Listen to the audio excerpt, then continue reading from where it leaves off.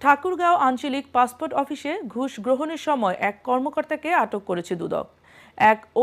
এক ভুক্তভোগীর অভিযোগের ভিত্তিতে এই অভিযান চালানো হয়। বিস্তারিত দেখুন প্রতিবেদনে। ঠাকুরগাঁও আঞ্চলিক পাসপোর্ট অফিসের সহকারী হিসাবরক্ষক ফারুক আহমেদকে ঘুষ গ্রহণের সময় আটক করেছে দুর্নীতি দমন কমিশন দুদক। আজ দুপুরে পৌর শহরের বাজারপাড়া এলাকার জেলখানা সংলগ্ন স্থান থেকে তাকে আটক করা হয়। দুদকের তথ্য অনুযায়ী পাসপোর্ট সমস্যা সমাধানের আশ্বাস দিয়ে ফারুক আহমেদ এক গ্রাহকের কাছ থেকে 50,000 টাকা ঘুষ দাবি করে।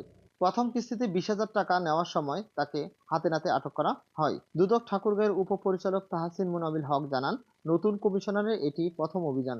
অভিযোগের ভিত্তিতে গোপন টিম অভিযানে অংশ নেয়। ফারুক আহমেদের বিরুদ্ধে দুর্নীতি দমন কমিশন আইনে মামলা দায়ের করা হয়েছে এবং তদন্ত চলছে। গতকাল মেহজাবিন সরকার নামক একজন ভদ্রমহিলা দুদক সজেকা ঠাকুরগাঁওয়ে একটি আবেদন করেন যে দুদক